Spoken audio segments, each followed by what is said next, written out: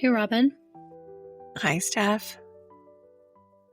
How you doing lately? I am doing okay. I'm here. How are you? I feel a little the same.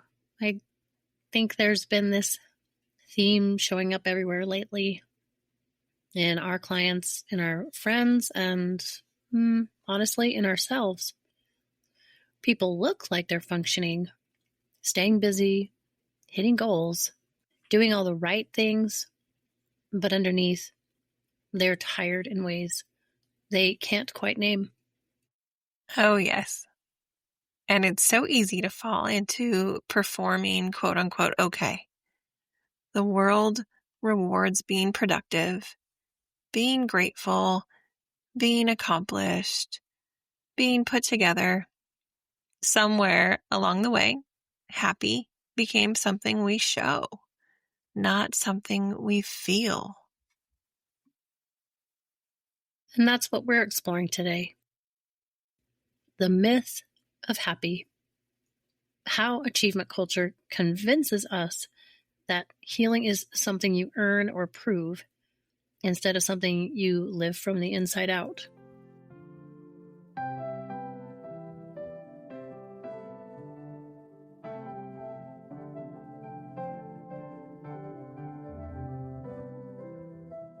Before we go any further, let's take a moment to arrive.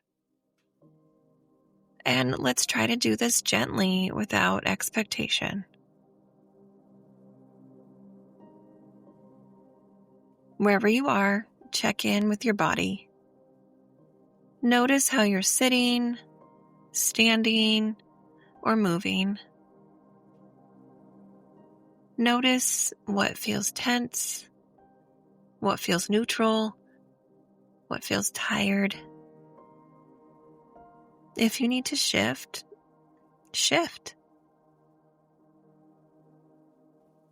If closing your eyes doesn't feel right, keep them open. There isn't a right way to land here. For a lot of people, stillness feels complicated. Slowing down can bring things to the surface. It can reveal exhaustion we've ignored. It can also make emotions louder.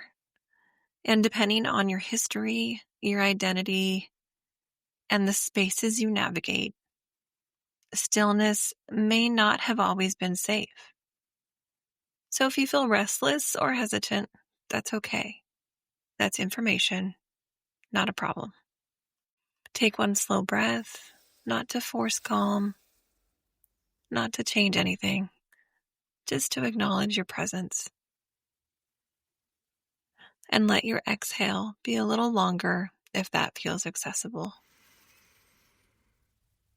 Let it be exactly as it is. Arriving doesn't require peace. It only requires honesty. Before we move deeper into achievement culture, this is a good moment to connect the dots. How coping, identity, and nervous system patterns shape the way we relate to, quote unquote, being okay. Something we see over and over is how achievement becomes a coping strategy. Not because people consciously choose it, but because it's predictable. Goals feel steady.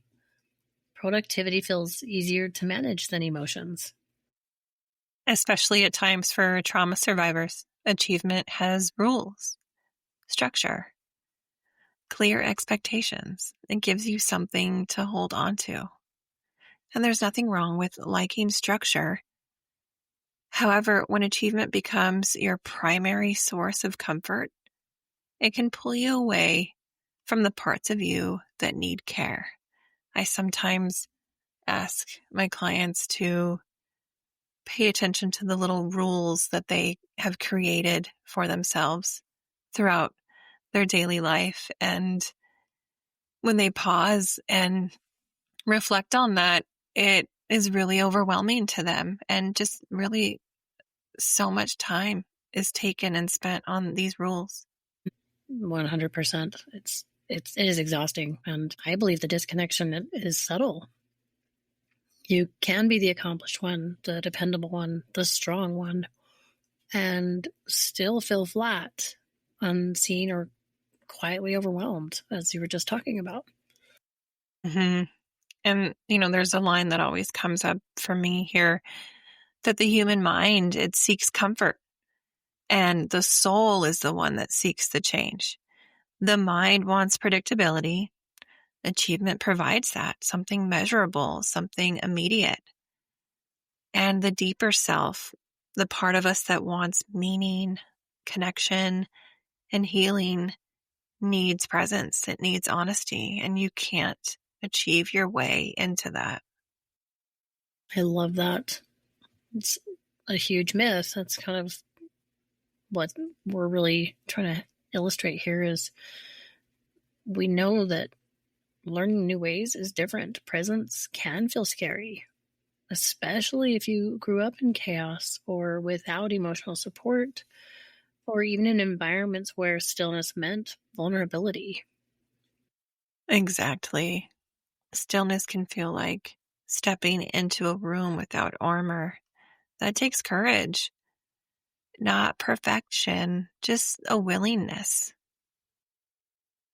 And this is why people say, I'm doing everything right, but I still don't feel better. Guys, newsflash, healing is not a checklist. You're not doing anything wrong. It's a relationship with yourself and the willingness to either learn what that looks like and how to build it, or become more aware of what is going on and capture these glimmers, these parts of us that do need that care and tenderness. I like that, right? Presence doesn't ask you to stop your life. It asks you to let your life include you. And your comfort with slowing down is shaped by so many things: your history, culture, identities, and the systems you've had to survive.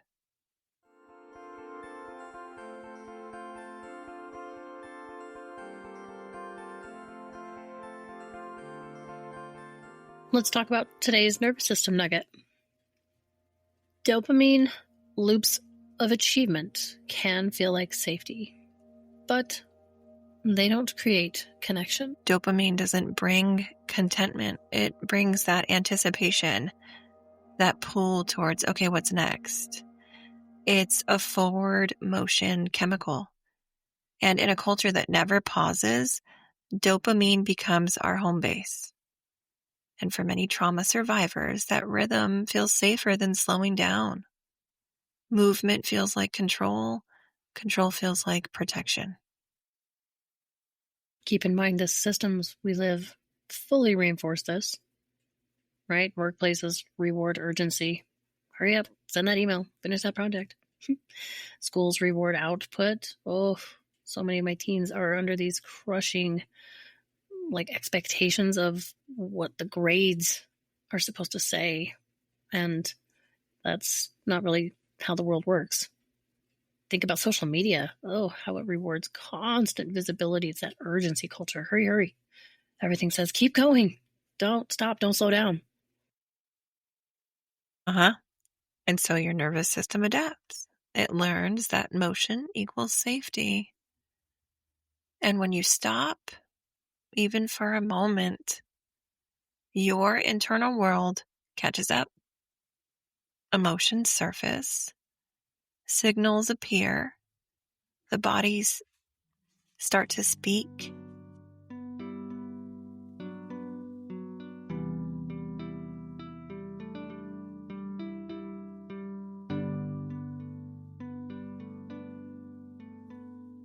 Think of that moment at the end of the day when you finally sit down and suddenly feel bone deep exhaustion.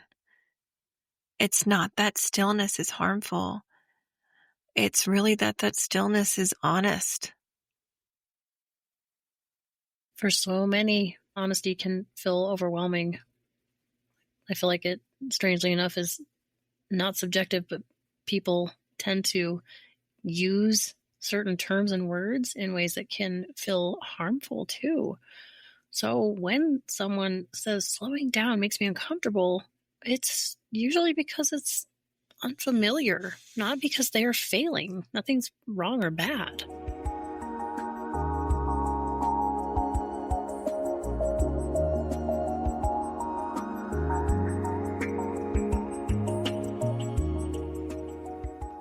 Our coping tool this week is the enough inventory, a way to shift your nervous system from pressure to presence.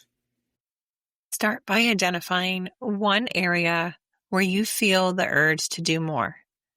More productivity, more emotional work, even more caretaking, and more self-improvement. Then ask your body, not your expectations, what do I actually have capacity for today?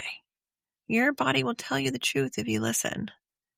And choose one action that fits within your real capacity. And then say, this is enough for today. Or this is good enough. This isn't lowering your standards. It's honoring that humanity. And over time, this does retrain your nervous system to value authenticity over performance. Trust us on this. Repetition. Healing happens through. Yep, here comes a repetition monster. Repetition. Do it again. You'll feel better in the end, I promise. But it's true. Yes, and as we close, I want to offer this. Achievement keeps life moving, but connection, that gives life meaning. Stillness isn't the enemy. It's an opening, sometimes tender, sometimes uncertain, but very often meaningful, and you can handle it. No, you really can. And here's your question, your reflection question for the week. Where are you holding yourself together instead of letting yourself be supported? And what would, quote unquote, enough look like if it were based on capacity instead of pressure? Our minds seek what's familiar. Our deeper selves seek what's true. And there is space for both. I agree. Thank you for being here. Thank you for listening with openness. Thank you for giving your nervous system a moment to breathe. You're doing more than you realize, and you're allowed to move at the pace your body can hold. Before we go, take one steady breath, something small to anchor you before you head back into your day. Take care of your nervous system this week. And please let it take care of you too. And remember, healing isn't linear, and we're here for the ride.